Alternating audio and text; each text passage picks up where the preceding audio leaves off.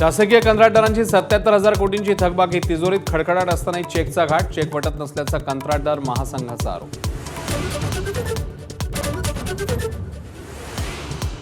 गेल्या 2 वर्षांमध्ये राज्यातल्या 355 मराठी शाळा बंद, पालकांचा कल इंग्रजी माध्यमाकडे, त्यामुळे मराठी शाळा बंद. विधान परिषदेत लेखी उत्तरातनं सरकारची माहिती, विरोधकांची सरकारवर टीका.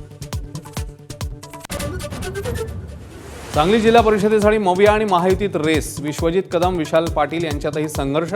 चंद्रपूरच्या पुनरावृत्तीची चिन्ह, तर कोल्हापूरमध्ये राष्ट्रवादी भाजपमध्ये चढाओढ, साताऱ्यामध्ये मित्रांमध्येच धुसफूस.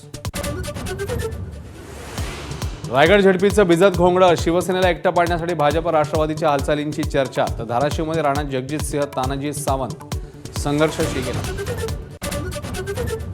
राष्ट्रवादी काँग्रेसकडून पार्थ पवार राज्यसभेवर जाणार, कोर कमिटी बैठकीत निर्णय झाल्याची माहिती. 16 मार्चला राज्यसभा निवडणूक. मोबियाकडून राज्यसभेवर कोण जाणार, चर्चांना उधाण. शरद पवारांनी राज्यसभेवर जावं ही सर्वांची इच्छा, प्रदेशाध्यक्ष शशिकांत शिंदेंचं वक्तव्य. पुढील आठवड्यात उमेदवार निश्चित होणार, सतेज पाटलांकडून स्पष्ट. समृद्धी महामार्गाच्या भूसंपादनात 1,150 कोटींचा घोटाळा झाल्याचा ठाकरेंच्या शिवसेनेचे नेते अंबादास दानवेंचा आरोप.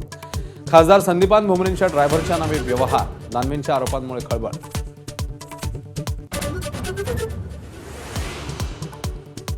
अवकाळीमुळे लातूर, बीड, नांदेडमध्ये फळबागांचं नुकसान. गडचिरोलीमध्ये कापूस भिजला, तर नागपूरमध्ये गहू आणि हरभऱ्याला तडाखा.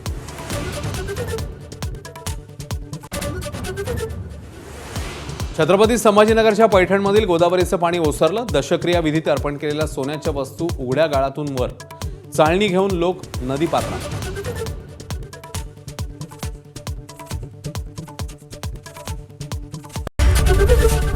एबीपी माझा, उघडा डोळे बघा नीट.